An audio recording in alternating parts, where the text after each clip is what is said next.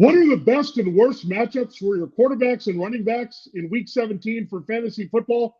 Who are the recommended starts and sits? And what do the rankings look like? It's time to break it down right here and right now as we begin another Matchup Wednesday, only on Locked On Fantasy Football. Are Locked On Fantasy, your daily NFL fantasy podcast. Part of the Locked On Podcast Network. Your team every day.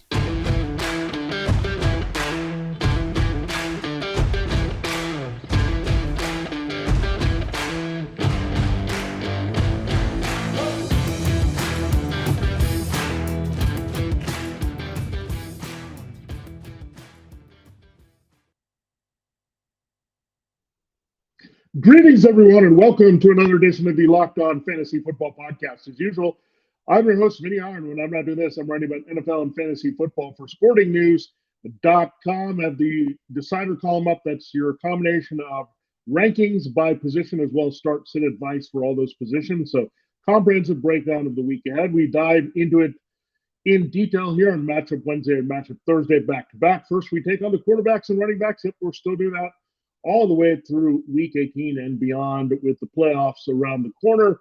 And we'll come back Thursday, wide receivers, tight ends, and streaming defenses. So comprehensive look at all the things you need to know here, especially as we get into crunch time, fantasy football championships waiting to be won here in seasonal leagues. So we'll get into the quarterback and running back analysis here on today's show. Today's episode is brought to you by Ultimate Football GM. Ever dreamed of becoming an NFL GM and managing your football franchise?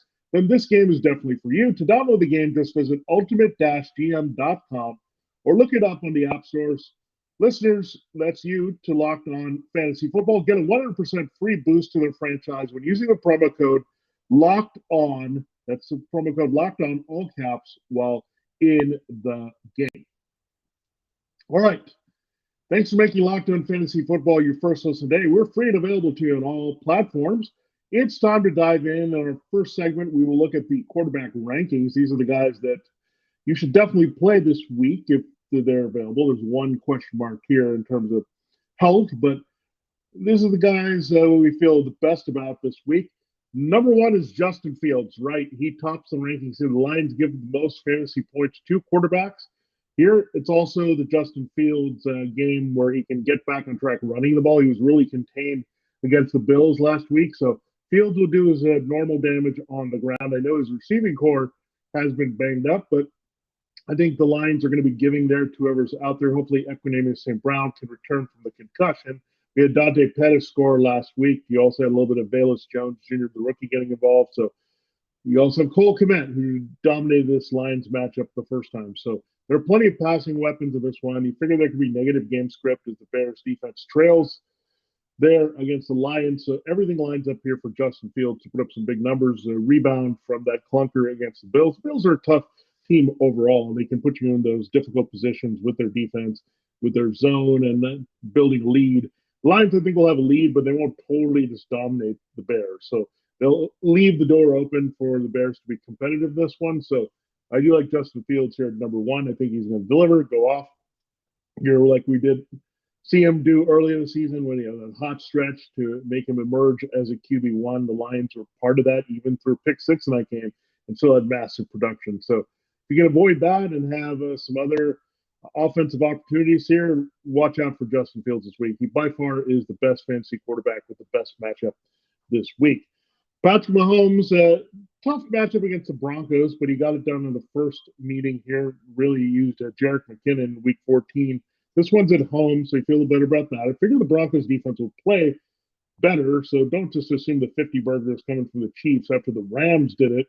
They did a lot with their defense and a lot with their running game. The Chiefs will take a while to figure that out with their running game before pulling away. I also don't think there's going to be a lot of resistance from Russell Wilson. The Broncos limited there, where Mahomes is not necessarily going to chuck it to have to throw for 350 yards, something that level here. So maybe more modest numbers. The Broncos run defense, that was the one that kind of fell apart. So you could see McKinnon and Isaiah Pacheco did a little bit more damage, but Mahomes, his floor is high. His ceiling is also high. You keep him at number two.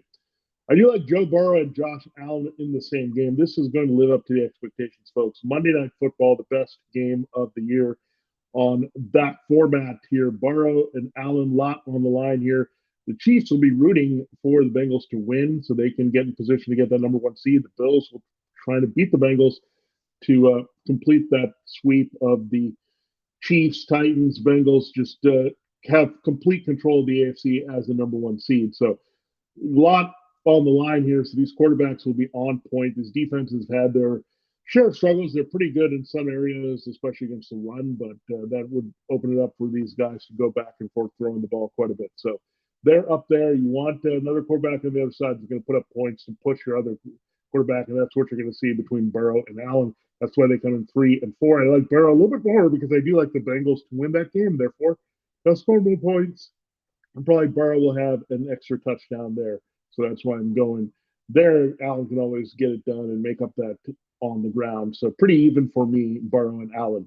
Number 5 is Dak Prescott. We tried to fade him last week. He ended up having a bigger game than expected here because, again, the Eagles provide a lot of resistance. It was suddenly a shootout between two pretty good defenses. So this is going to be a low volume game potentially for Dak Prescott. It's going to be a quick day at the office. The Titans maybe resting some players here because, again, this game doesn't mean as much to them.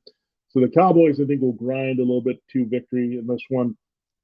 So I think Dak will still get his because you still attack the Titans through the air with CeeDee Lamb, Michael Gallup, Dalton Schultz. Those are going to be the key guys here. So I could easily see like a 250-3 game out of Dak, and then it's an early day night at the office, I should say, on Thursday night. He turns it over to the running game. We'll see about Tony Pollard. He has missed 2 practices with a thigh injury, so they can be careful with him in this game if they're confident the Titans are going to rest players and they can win this game without Tony Pollard. So something to watch there. That thigh injury that we're going to track, and that would make them put the ball in the air a little bit more beyond being a tough matchup against the Titans' run defense. Kirk Cousins, keep it going. I mean, he just is putting up numbers with his top receivers here. T.J. Hawkinson has been a massive add for his value here. He's been a solid QB1 all season. Justin Jefferson lining it up here. And Jefferson, Hawkinson, Adam Thielen, these weapons are going to be in a pretty nice position here against the Packers this week. So Kirk Cousins, I like at least for 250-2 in this matchup against Green Bay. That's totally fine here for quarterback 1 status. Now, Trevor Lawrence, this matchup is tougher than you think. The Texans play good zone defense. They've been playing gritty with Lovie Smith, but again, Lawrence is okay also using the middle of the field with his zone defense beaters, Christian Kirk in the slot, Evan Ingram at tight end. So you can be patient, move the ball methodically down there. They're going to have good running from Travis Etienne, who can also be a handful, catching passes out of the backfield. So there are many avenues from which Lawrence can put up numbers this week. So QB7, that's about where he is on the season. He's had a big year breaking out, and it's nice to see that. And I think he keeps it up there against the Texans as they tune up and stay sharp here for that Titans division winner-take-all matchup there in Week 18. Lamar Jackson, we'll see if he returns. If he's back in the lineup, they've been waiting to unleash a little bit more of their offense. You got a plan. It's not the greatest matchup, but it's at home against the Steelers.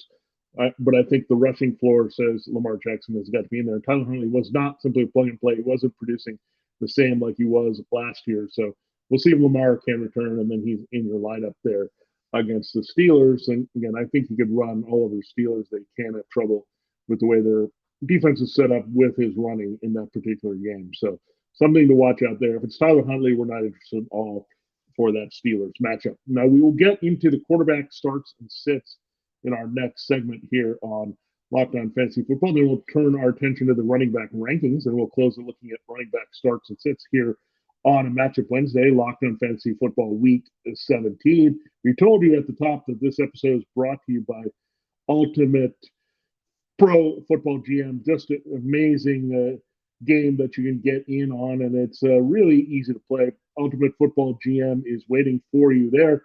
I'm geeked out by our new partner and sponsor of today's podcast. It's an exciting new mobile game here.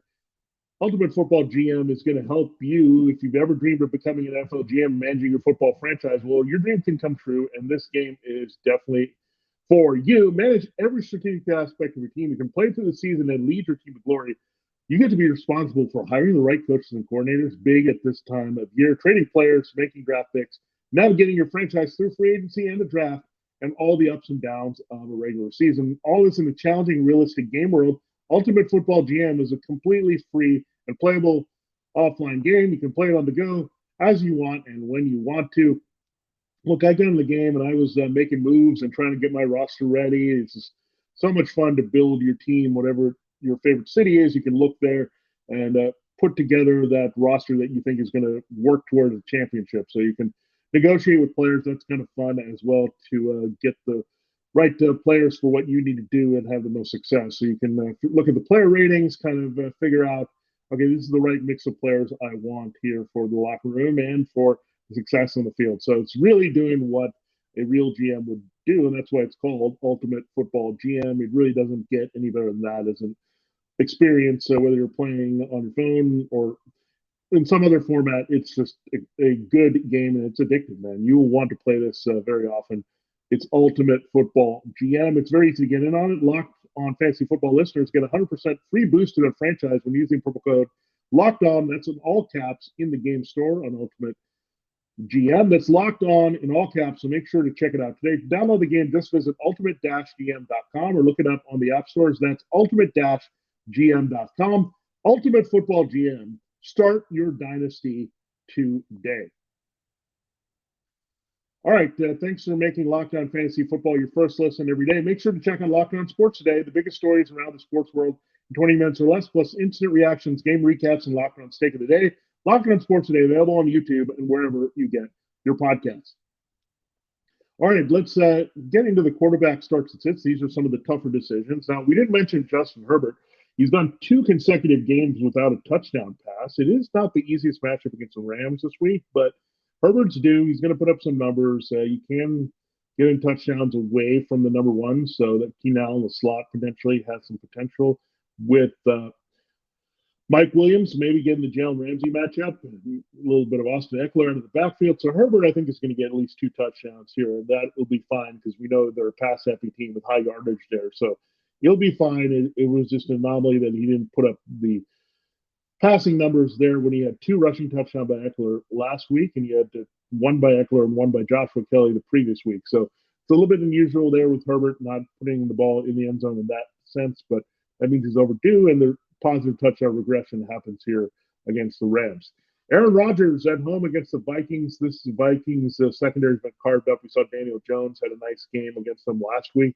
So Rodgers should be fine. We'll see about Christian Watson and that hip injury. If he misses, they got Romeo Doubs and Alan Lazard and Randall Cobb. So they have plenty of other weapons here to exploit the Vikings. So plenty there to look at. Now, Jared Goff, if you have Justin Fields on the other side, maybe the Bears will be upset-minded. Maybe the Bears will just be trailing the whole game. Well, Jared Goff is going to be able to play a big part of that. It's a good matchup for all his receivers, Amon-Ra St. Brown, DJ Chark here. So I think the Lions will pass to score, do that quite often, and run to win there with Jamal Williams and DeAndre Swift in the second half. But Goff is going to have to put up numbers for a while with Fields on the other side, threatening that Lions defense. So really like that. So a lot of love to the NFC North QBs. Look at it. I mean, we have all as QB1 potential or Fields at the top of the board, Kirk Cousins right in the middle, and Rodgers and Goff as back-end QB1s this week. Gardner Minshew, I like. Looks like they're going to proceed with caution on Jalen Hurts. I know he's lobbying to play, wants to get out there, but it is the Saints. They're a beatable team with Gardner Minshew and the defense and the other elements of the Eagles this week. So Minshew I like. I mean, the receivers alone, just having A.J. Brown, Dallas Goedert, and Devonta Smith make you like Minshew. Smith scoring the 2 touchdowns with Minshew. Minshew actually scoring on the ground last week against the Cowboys. So he's a plug-and-play for Jalen Hurts once again this week. And if Hurts returns, then you're looking at him being a top 5 QB for sure. So Minshew is still playable with the QB1 back end with some upside this week. Tom Brady disappointed last week big time. I thought there was going to be a breakthrough there, but they just went check down crazy with Leonard Fournette and Rachaad White for the most part. But it's the Panthers. They need to win badly. Panthers will be without J.C. Horn in the secondary. He's having wrist surgery at least for 1 week here, so Brady should exploit that matchup. We know what happened the first one. Mike Evans had a long touchdown that he dropped. I think he actually converts that this week.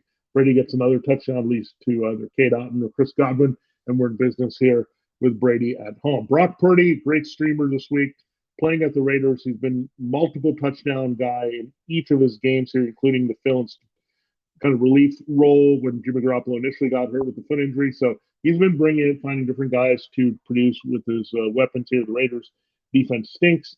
Purdy will be well protected, can deploy however he wants with George Kittle and Brandon Ayuk in this game. Teddy Bridgewater, I would not count on Tua Tagovailoa to play, so now we have to look at Bridgewater as a potential streamer in this one against the Patriots.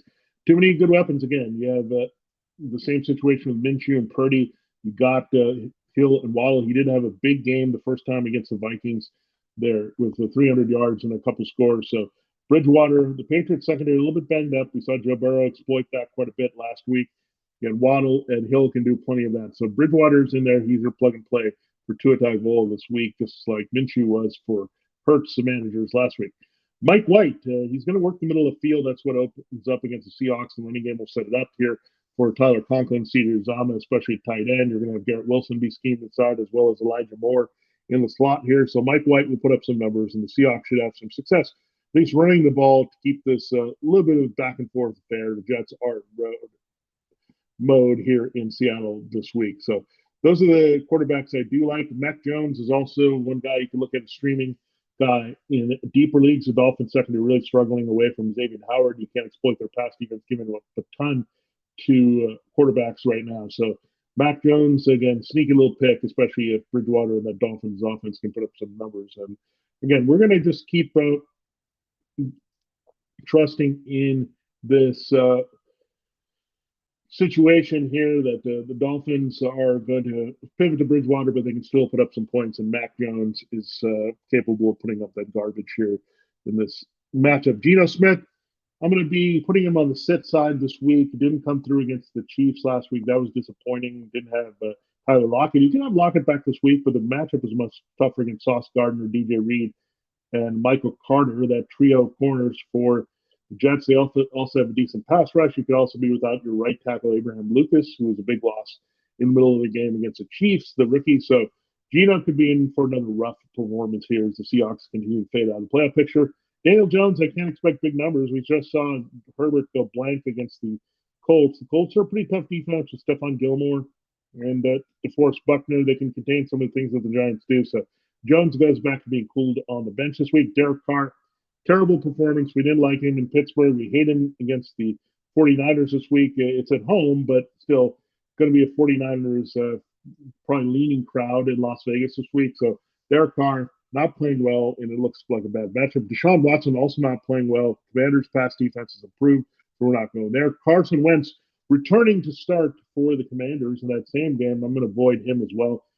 It might be tempting. The Browns' pass defense will be weak, but I see this being a big running game with Byron Robinson Jr. and the Browns trying to get Nick Chubb going even against a tough Commanders' run defense. So I'm not feeling it. I don't want to attach myself to the passing games too much on the front end in this Commanders-Browns game.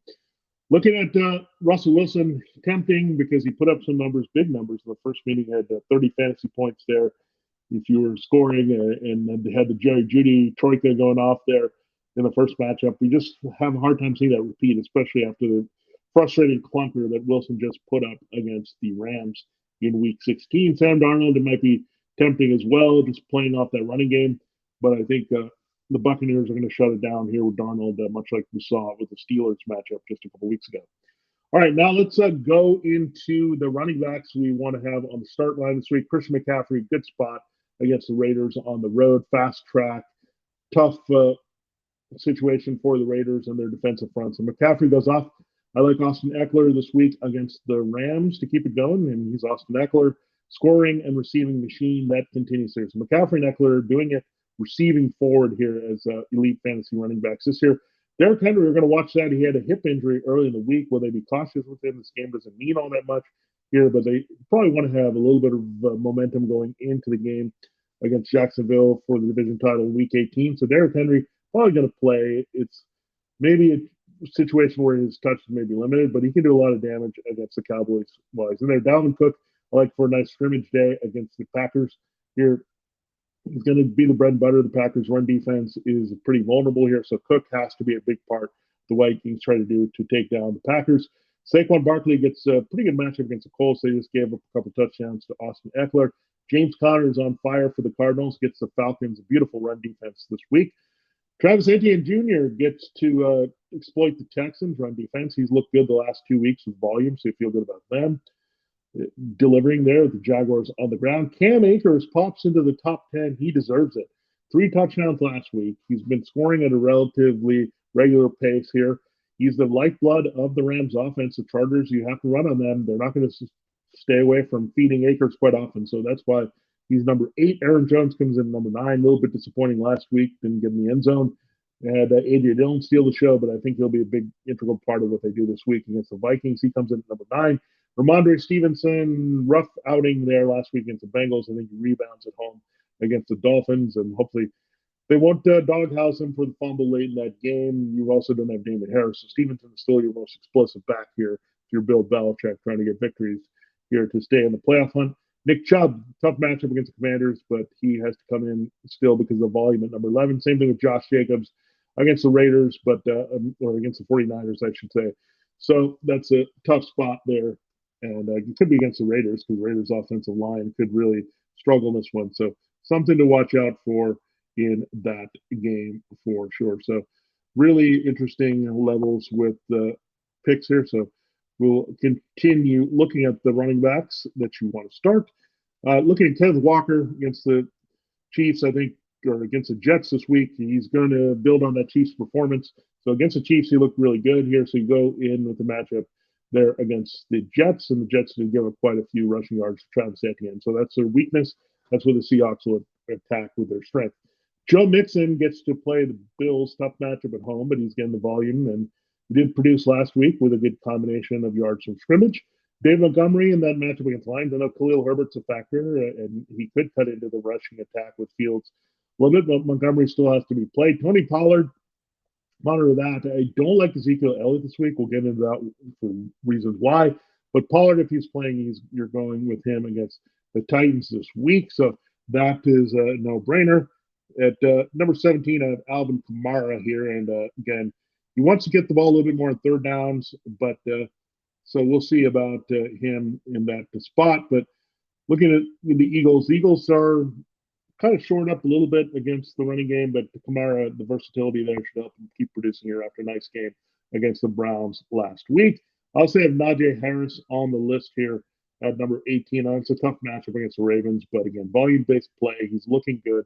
His offensive line, run blocking better than his pass protecting. So Najee, they're going to have to feed a little bit in the passing game as well. I wouldn't say it extends to Jalen Warren this week, but Najee looking good enough with the volume that you can't sit him there. And he comes in at number 18. So almost completing all the RB2s there with our look, except for looking at 6 that we're short of here in a 12-team league. So we will get into the starts and sits there that we'll look at the recommendations there among the other players that are not just the plug and plays this week. We'll do that in our final segment on Locked On Fantasy Football. This episode is brought to you by Audible. Audible is releasing a slate of new football podcasts that we're sure you're going to love. That's why you'll be able to find an episode from the league available as a bonus episode now on Locked On NFL, narrated by Super Bowl champion and legendary smack talker Richard Sherman, sports broadcaster and rising star Taylor Looks.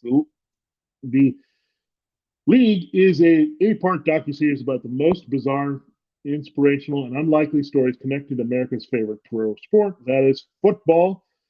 The bonus episode is called The Way of the Cowboy, and is an incredible story of how the 1977 Dallas Cowboys brought in Bruce Lee's protege to teach their defense martial arts, ushering in a new approach to the way the league trained.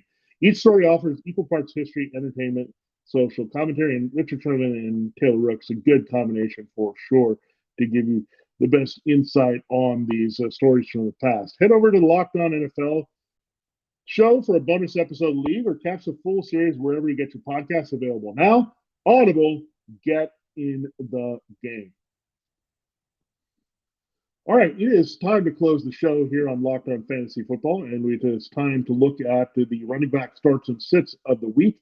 So A.J. Dillon, you got to keep rolling with this guy. He was very quiet for maybe the first two-thirds of the season, but he's getting going here at the end here. A.J. Dillon, the power back of the Packers, and they need him, and they're really riding him quite a bit here of late. Maybe rested him early in the season, but he's been a key to winning some games here. So you like A.J. Dillon quite a bit this week. You also have Jerick McKinnon and Isaiah Pacheco, another great matchup. The Broncos' run defense is falling apart, as we saw last week against Cam Akers and the Rams. So you like those two guys. They've been the lifeblood of what the Chiefs have done here in most of the games, and the positive game script also helps.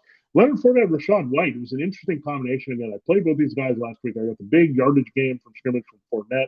Those 29 touches. Rachaad White found his way into the end zone against the Cardinals. So, yeah, these are playable. I look, Fournette is not giving up the job yet. So he's more the RB2. Rachaad White is more of the flex. The Panthers are vulnerable on the ground, as we've seen in certain matchups. I think the Buccaneers will play from the head here, and the Panthers will be the one shut down on the ground.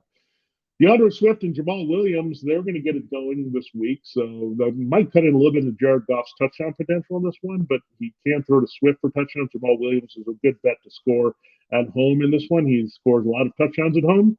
So that's a good play here from that backfield. Definitely have to invest in them after you saw Devin Singletary and James Cook go off, as well as Josh Allen on this defense. So really like that combination this week. Brian Robinson Jr. Looks like Antonio Gibson is banged up, by the way. So Gibson has really done nothing the past several weeks. Robinson is kind of taking over that backfield. It is against the Browns. So it's a very good matchup at home for Brian Robinson Jr. Tyler Algier is getting it done as a power runner. He's getting done as a receiver. They get the Cardinals at home. That was a struggling defense. We just saw them have issues with Fournette and White all around from scrimmage in that matchup against the Buccaneers. Zonovan Knight should rebound the Seahawks, one of the worst run defense as well. We saw Pacheco and McKinnon were able to do against that group. So tight ends and running games, that's what you want to do to attack the Seahawks.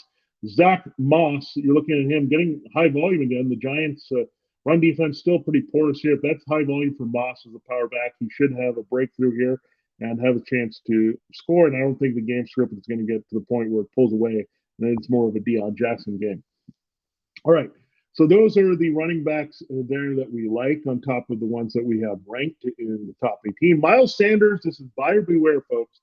I looked at the numbers here. It's not great against the Saints with the rushing attacks here. Sanders' performance against the Cowboys was very disappointing last week. So I think it was also a negative game script. This should be a positive game script, but I'm not going with him, the Pro Bowler. I think the Saints can ball them up a little bit and force Gardner Minshew to beat them. And it's a little bit easier to stop Sanders when you don't have that same threat in the running game of Jalen Hurts. Ezekiel Elliott, people might say it's a good thing for Tony Pollard to be out, but then you don't have that change of pace guy. That guy can help Elliott get in good position against a worn-down defense. And they could sit some players, but Titans' run defense has been very stout all season, especially inside with Jeffrey Simmons. Ezekiel Elliott basically needs a touchdown to come through. Could he get that touchdown? Absolutely. But do you really want to bank on that touchdown? If you've got better options at running back, you go there. Elliott's been pretty easy money here when you look at plug and play at running back because of the scores behind Pollard. But this is a week it could definitely come to an end against the Titans. They're very stingy at home, especially in run defense. Latavius Murray, can't trust this guy. Really wanted to last week in a good matchup. Not going to go with it this week against the Chiefs.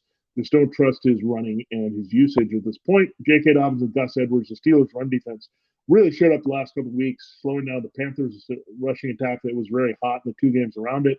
And Josh Jacobs was contained as well. So don't like Dobbins or Edwards this week, especially with the split. Don't like Singletary or Cook, either of the Bills. The Bengals have a pretty good run defense with DJ Reader back. I think it's going to be more passing back and forth affair between Burrow and Allen. Donta Foreman, Chuba Hubbard, back and forth, up and down every week. You don't know what you're going to get. The Buccaneers will put the emphasis on stopping both these guys, make Sam Darnold beat them at home. So no feeling there. Raheem Mostert, Jeff Wilson Jr., just kind of disappointing overall with their work here. And it's in New England. New England is pretty good against the run. So the split is a little bit concerning there. So can't go with those two guys in fantasy just because we don't know how the touches are going to wear out between the two of them, and you don't know how the Patriots are going to defend the run. So I'd rather avoid that situation as much as possible. You might be stuck having to play one of those guys, but if you can, these are recommendations. If you've got pivot options here, you can go in that direction. Thanks for making Locked On Fantasy Football your first listen today. Now make your second listen, Locked On Sports Today. Peter Bukowski brings you the biggest stories from around the sports world in 20 minutes. Get the analysis and opinions before anyone else with our local and national experts and insiders. Locked On Sports Today podcast, available on YouTube and wherever you get your podcasts. For Locked On Fantasy Football, this has been Vinnie Iyer. This was our breakdown of the quarterbacks and running backs here in fantasy football for Week 17. We'll be back tomorrow, Matchup Thursday. breaking down the wide receivers, tight ends, and streaming defenses for you.